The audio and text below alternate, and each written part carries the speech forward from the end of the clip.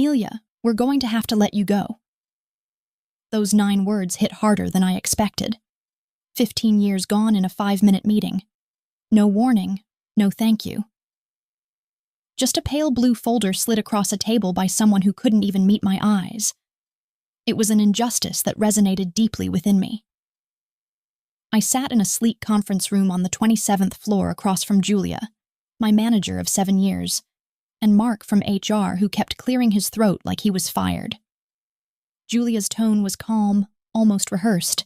She called it restructuring and said it wasn't personal.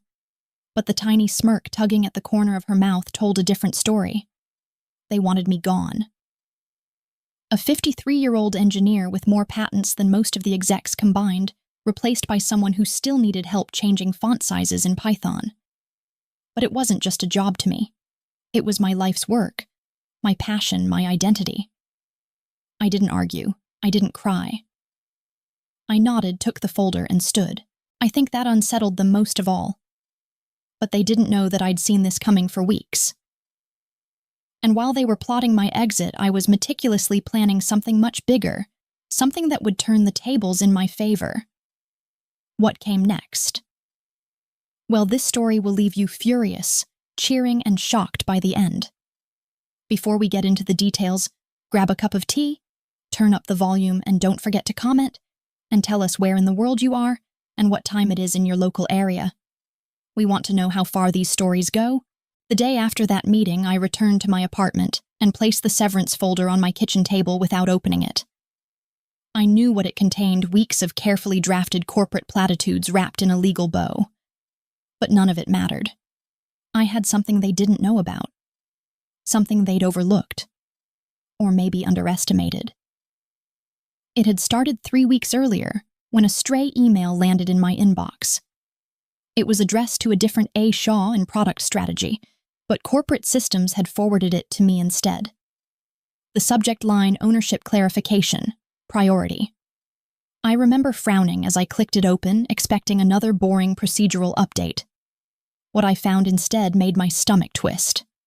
The email was part of a longer thread between Julia Bryce and the legal team. They discussed whether Shaw's codebase could be retained without triggering a creator credit. My name, my work, my algorithm. Stripped of identity like it was just another spreadsheet. They even included a PDF memo titled Transitioning Core Architecture IP that outlined how they'd delay the patent filing until post-departure to avoid contractual ambiguity. That phrase, contractual ambiguity, hit me like a slap. They were playing a game one I hadn't agreed to join. And yet somehow I wasn't surprised. The signs had been there: questions about documentation requests for project archives that had nothing to do with current tasks, and the sudden hush in meetings when I entered the room. I read the email chain 3 times slower each time. Then I quietly downloaded it and every attachment and moved them to a secure drive.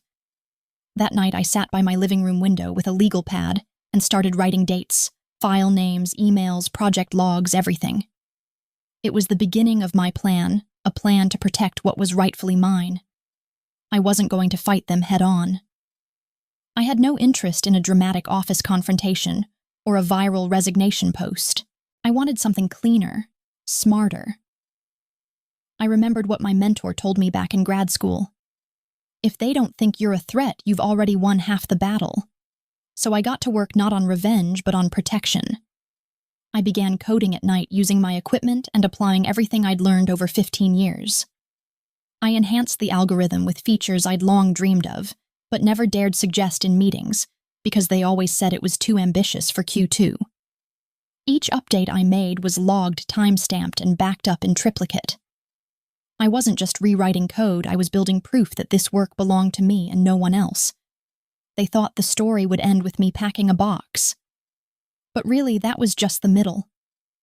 The real story was beginning. And this time I was determined not to let them write me out of it. My determination was unwavering. The more I coded, the clearer it became. This version wasn't just better, it was revolutionary. I didn't stop to think about whether I could sell it or who might listen. I was building something I believed in, something mine. But eventually I knew I'd have to do more than code. I needed allies, and I had one person in mind. Simon Lee wasn't just the CEO of Novacor. He was one of the few people in the industry I respected. Years ago, we sat on the same advisory board for a nonprofit tech group. I remembered how he'd stayed after the meetings to ask questions about architecture, genuinely curious. He never once talked down to me, so I reached out. I sent a simple message, "Simon, I'm working on something you'll want to see. It's sensitive. Can we talk privately?" He replied in under 10 minutes. We met at a quiet tea house on the west side, his suggestion no suits, no formal pitch deck, just my laptop and a folder of development logs. When I finished the demo, he leaned back in his chair and blew a slow whistle. "This is the real deal," he said, tapping his fingers on the table's edge. "And you built this entirely on your own?" I nodded. "All of it. Off the clock. On my machines. Every line of code is mine. Every improvement logged." He was quiet momentarily, then asked the question I'd hoped for. "What do you want to do with it?" I told him everything: the misdirected email, the stalled patent, the memo that reduced my work to a nameless asset. I didn't sugarcoat it, but I didn't let bitterness creep in. I wasn't here to rant, but to make a move. Simon listened carefully, then offered what I didn't have to ask for. "We'll help you secure the patent under your name. We'll cover the legal fees and set up the right protection. And in return, Novacor would like exclusive licensing rights." It was more than I expected. And yet it felt right. I wasn't selling out. I was stepping into my light. For the first time in a long time, I wasn't defending my place. I was defining it. We shook hands that evening. There was no press, no witnesses, just quiet understanding between two people who knew the value of ideas and the danger of underestimating their creators. Back in my apartment that night, I didn't celebrate. I just opened my laptop and kept working. There was still more to finish, and I knew soon the world would see what they tried to bury. My final 3 days at Data Helix passed in a quiet blur, like the last scenes of a play, where everyone's pretending the story ended well. I showed up each morning, as if nothing had changed. Badge, still functional, smile still in place. There were handshakes, polite goodbyes, and awkward pauses in the hallway where no one knew what to say. But I had no intention of making a scene. That wasn't my way. Instead, I turned the departure into a statement. I documented everything meticulously, every line of active code, every system dependency, every version history. I organized the files better than I ever had before, and left instructions that even a junior developer could follow. Not because I owed them anything, but because I wanted it on record that I had left them whole. I had nothing to hide and everything to prove. My team was strangely quiet. I could sense their unease, how they avoided eye contact in meetings, or how they sent quick Slack messages that ended in ellipses. A few stopped by my desk after hours. One whispered, "You deserved better." Another just squeezed my shoulder in silence. I didn't say much. Not yet. But I made a mental note of who I'd contact first when the time came. Late Thursday afternoon, Marla from HR swung by my desk, leaning against the divider like she was checking in on an old friend. "Just making sure everything's squared away," she said. Tone syrupy sweet. "We appreciate your professionalism, Amelia. These transitions can be emotional." I smiled, nothing left to cry over. She blinked, then recovered. "Well, if you're taking some time off, I hope you get to relax a little. You've earned it." "Oh, I'm not taking time off," I said, taping the last corner of a box shut. "I start a new role Monday." The mask slipped just for a second, a flicker of surprise. Then she laughed a little too loudly. "Well, that's quick. What kind of role?" I met her eyes. "A leadership position, very hands-on."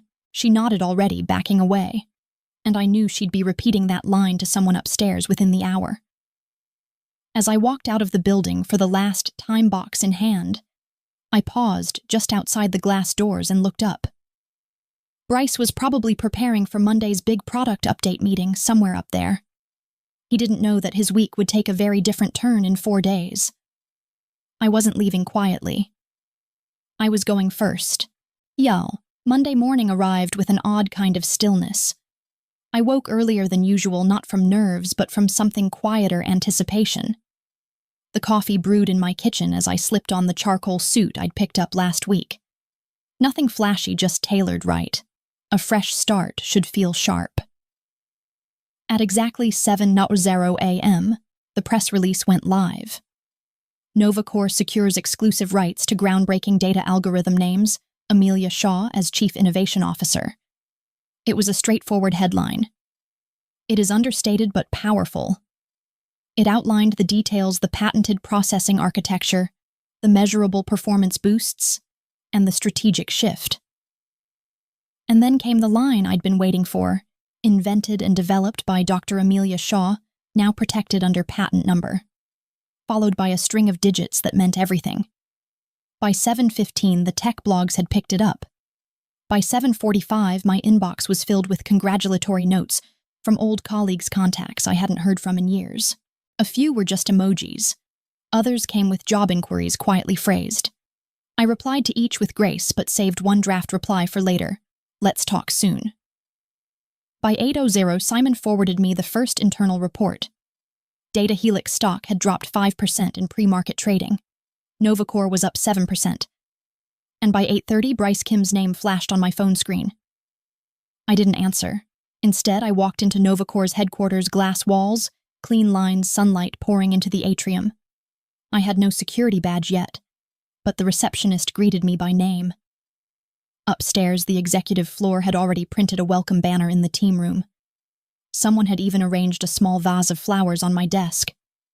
By 9:00, I was seated in my new office with a view of the skyline and a stack of folders outlining our upcoming roadmap. I had just started scanning through them when my phone buzzed again. This time, it was a text from Hannah, my former junior developer. Amelia, what did you do? Bryce just pulled the execs into an emergency meeting. People are panicking. I smiled. Check your email, I typed back. I had sent offers to all 6 of my former team members' roles at NovaCore tailored to their strengths, with better titles, better pay, and a work culture that didn't treat them like disposable assets. At Data Helix, Bryce was likely pacing, trying to contain the fallout. But there was no containing it now. The algorithm they built their entire product on was no longer theirs, and the person who built it, she wasn't theirs either. By noon that Monday, the buzz had grown into a full-blown storm. My phone lit up with news alerts, industry analysts dissecting the patent, speculating what this meant for Data Helix. One article called it the most elegant coup in enterprise software this decade. Another headlined, Game, Set, Amelia. Inside, Data Helix chaos had set in. Hannah messaged again. They pulled the legal team into the boardroom. Bryce looks like he hasn't slept. People are whispering about IP theft. I knew they'd scramble. The algorithm wasn't just a piece of tech. It was the foundation of their flagship platform. Without it, their clients would be facing performance drop-offs, stability issues, and possible data breaches, everything tied to that code, my code. At 1:00 p.m., I received an email. Bryce. Amelia. I think there's been a misunderstanding. Can we talk? I forwarded it to NovaCore's legal team without a word. Then Marla tried. Her message was longer and more cautious. We're reviewing some of the documentation, and we think there may be a discrepancy regarding timing and authorship. We want to resolve this amicably. Discrepancy. That word again. They were clinging to the idea that if they blurred enough lines, they might force a settlement or scare me into silence. But I wasn't bluffing. My logs were airtight. My timestamps were external. I had witnesses, backups, and legal counsel. They hadn't prepared for me to be ready. At 2:00 p.m., Hannah messaged again. They just canceled all product demos this week. PR is in full damage control. Investors are calling nonstop. The walls were closing in fast. Then came the twist I didn't expect. 2 of Data Helix's biggest clients reached out to NovaCore. Not with questions, with interest. They wanted to know when they could transition. They weren't just nervous. They were ready to jump.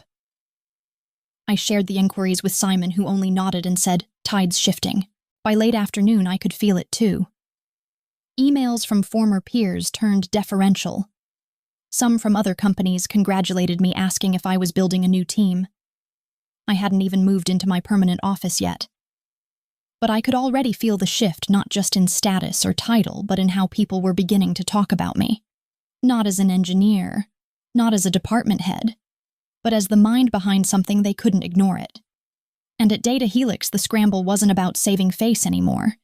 It was about survival.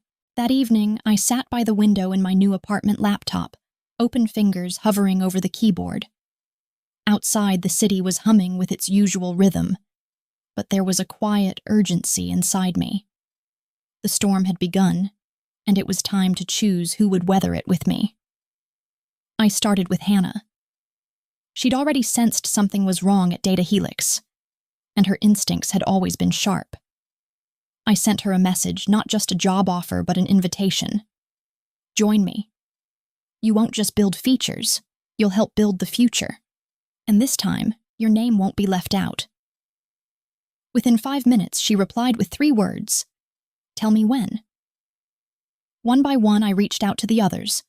Ravi Marcus, Selena Troy, and Ellen, all engineers I'd hired, mentored, defended in budget meetings, and fought for when promotions got delayed. Each of them had reasons for staying meditations, but every message I sent was personal. I reminded them what we'd built together, not just code, but trust, not just a product, but a standard. By midnight, every single one had said yes. I sent the list to Simon. He didn't ask for resumes or references. He trusted my judgment. Let's get their contracts ready, he said. If you trust them, so do I. Meanwhile, back at Data Helix, the exits had begun, not all at once, but in waves. Internal Slack channels buzzed with confusion. One by one, my team updated their LinkedIn profiles. They didn't announce where they were going, just moving on. The silence spoke volumes. Bryce must have known by then that something larger was unfolding. But the problem with top-down leadership is that it blinds you to what's happening at eye level, where the real work lives. We had our first unofficial call on Tuesday morning, the 7 of us. There was no agenda. We were just catching up. There were laughs, inside jokes, and a few moments of genuine emotion. Then Hannah said it best, "It already feels like we've come home." I smiled, not because we were finished, but because we were finally starting right. We had no fancy office yet, no startup launch party, just a shared drive, clean code, and something more important, mutual respect. This wasn't a rescue mission, it was a reunion. And this time, the people who built the foundation would shape the skyline too. By Wednesday morning, it wasn't just the tech blogs talking. The business networks had picked it up too. Data Helix was in crisis, and questions swirled around intellectual property rights and leadership ethics. One headline read, "Who built Data Helix's core engine?" Another called it, "The cost of overlooking innovation." Inside Nova Core, our team was already humming. We were reviewing the next integration milestone and mapping deployment timelines. I stood by the glass board scribbling a plan when my phone buzzed again. It was another update from Hannah. Client number 2 just pulled out of their renewal. Legal is scrambling. Bryce missed the morning strategy call. Then came the industry bulletins, 2 former clients of Data Helix announcing their migration to Nova Core. Their statements were professional, but the subtext was clear. Confidence lost, trust broken. Simon called a quick meeting. "We need to be ready," he said. "There's going to be fallout." And not just from Data Helix. He was right. A prominent VC firm began asking questions about Bryce's oversight. Journalists started digging into patent delays. Investors held emergency sessions. Board members at Data Helix were reportedly furious. They weren't just losing technology. They were losing their reputation, which takes decades to build, but only days to destroy. And that's precisely what was happening. I received an unexpected call from a woman named Nina, whom I'd met briefly at an industry panel a year prior. She now works for a regulatory advisory firm.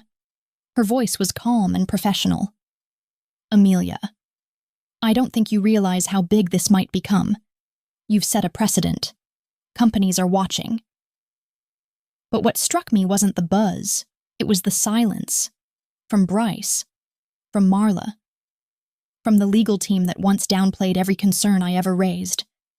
They weren't reaching out anymore. Not because they understood what they'd done, but because they realized the window had closed. There was no settlement to negotiate, no quiet fix. Their gamble hadn't just failed, it had become public. And now the people who once decided my future in private meetings were facing their consequences loudly, visibly, and with no edit button. I wasn't interested in revenge. I had never been. But I believed in truth, which has a way of echoing even when no one means it. Especially then, 3 weeks after the dust had settled, I stood backstage at the National Technology Leadership Conference, smoothing the front of my blazer and listening as the announcer introduced me. Please welcome our keynote speaker, Dr. Amelia Shaw, Chief Innovation Officer at Nova Core and the inventor of the architecture transforming enterprise data processing across the industry. For a split second, I felt weightless.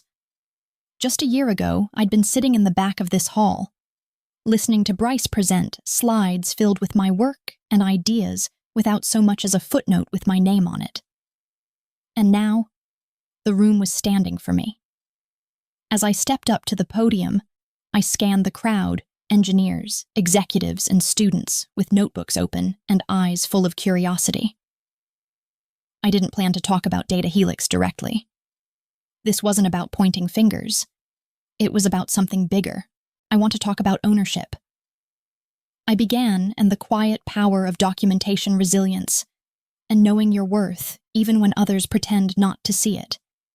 I shared the technical challenges, yes, but I also told the story behind the story, the missed credits, the late nights, the questions never answered in meetings, and finally the decision not to wait for permission, but to act on what I knew was right. Afterward, during the reception, a young woman approached me. She looked no older than 25, but her expression was determined. I started keeping logs of everything I do after hearing what happened to you, just in case. I nodded. That's not just smart, that's necessary. Don't wait for recognition. Build your record. She smiled, and at that moment I realized the real impact of what had happened wasn't in the legal wins or shifting stock prices. It was in how stories like mine reshaped the rules for those coming next. Later that evening, I received a news alert. Data Helix had finalized a licensing agreement with Nova Core. Public acknowledgement is included. Dr. Amelia Shaw owns the patent. I didn't cry. I didn't celebrate. I just sat quietly with its weight. Not vindication, but validation. My name was precisely where it belonged, for the first time in my career. And this time, no one could erase it. A year to the day after I left Data Helix, I stood by the window in my office at Nova Core, the late afternoon sun painting gold across the skyline. My desk was covered in reports. 3 new products launched, 2 major client wins, and a steady rise in market share. But what caught my eye wasn't the numbers. It was the envelope resting on top. An invitation, printed on thick cream-colored paper embossed with gold lettering. The Women in Technology Leadership Summit wanted me to speak on a topic titled Owning Your Innovation. A quiet smile pulled at the corners of my mouth. Just then, Simon knocked and stepped in holding a bottle of champagne and 2 glasses. We waited to tell you, he said, placing them on the table, but it's official. Nova Core just passed Data Helix in market valuation. For the first time. I didn't cheer. I just breathed slowly and said, that's what happens when you value the people behind the ideas. He poured the champagne. We raised our glasses without much ceremony. There was no confetti, no headlines, just a quiet moment between colleagues who knew what it had taken to get here. The next morning, I had coffee with Ellen and Troy, 2 from my original team, who are now leading initiatives of their own. As we laughed and shared notes, I noticed something different in their voices. They sounded rooted and respected. That was always the goal, not just to be seen, but to build a place where others could be too. In the end, it was never about taking down a company or making a headline. It was about reminding this industry, and maybe ourselves, that ideas don't just happen. They come from people, real people who deserve to be credited, protected, and believed in. I looked out again at the city stretching wide and alive. Somewhere out there, someone else was staying late at their desk, writing something brilliant no one would notice yet. This story is for them too. Before you go grab a cup of tea, if you haven't already, turn up the volume on your next video and tell us in the comments, where in the world are you watching from and what time is it in your local area? We love seeing how far these stories can travel. And don't forget to subscribe, because next time you might hear a story that feels like yours.